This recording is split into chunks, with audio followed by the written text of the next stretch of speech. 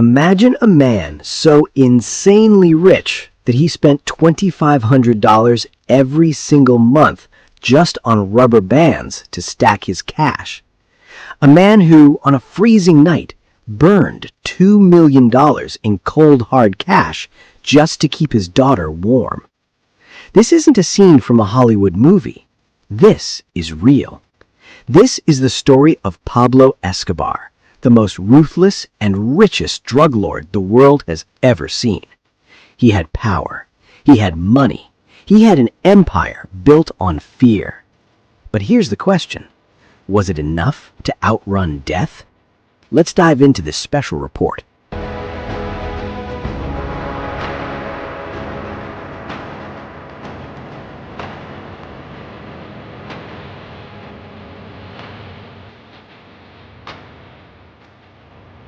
Born in 1949 in a poor farming family in Colombia, Pablo Escobar didn't grow up with luxury.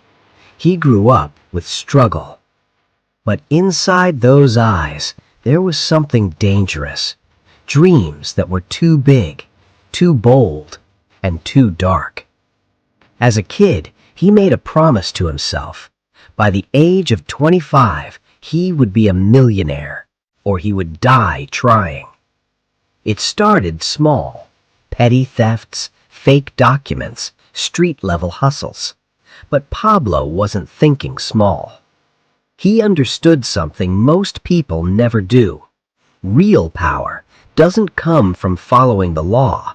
It comes from rising above it.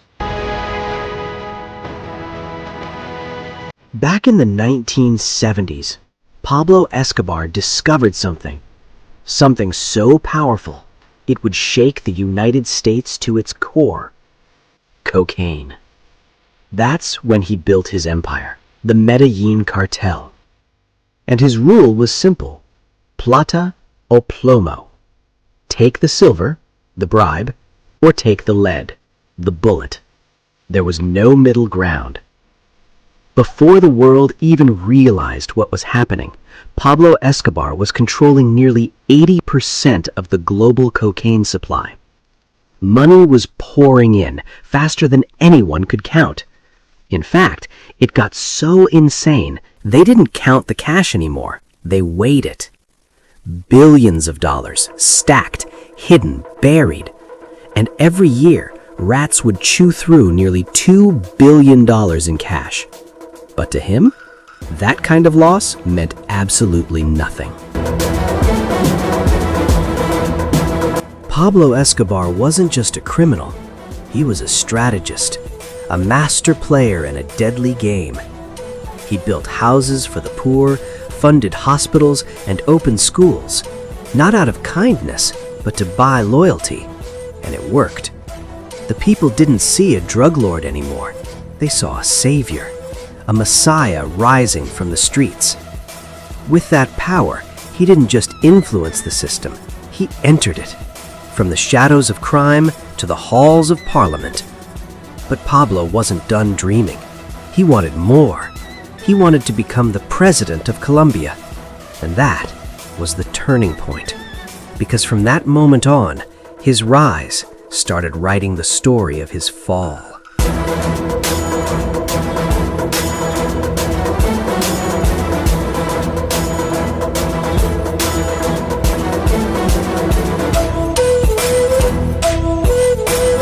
When the government and the justice system finally stood against him, Pablo Escobar chose terror.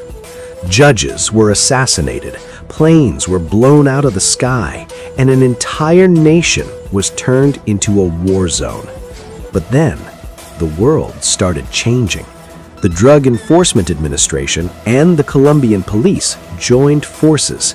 Now, the hunter was becoming the hunted. Pablo Escobar, the man who once lived in luxury mansions, was now running, hiding on rooftops in filthy rooms, constantly looking over his shoulder, because the empire he built was slowly becoming his trap. December 2nd, 1993. Just one day after his 44th birthday, Pablo Escobar finally ran out of time. One phone call, that's all it took. It was traced, and suddenly the walls were closing in. Colombian police tracked him down to a hideout in Medellin. Then came the chase, rooftops, gunfire, no way out. Bullets tore through the air, and just like that, the king of cocaine was finished. But even in death, the mystery remained. Some say he was taken down by police fire.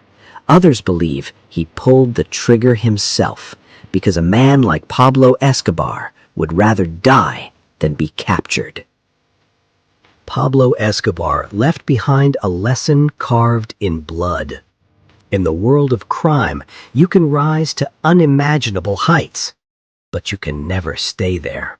Because in the end, all that power, all that money turns to dust. So here's the question. Was Pablo Escobar really a savior or just a ruthless killer? You decide. Drop your answer in the comments.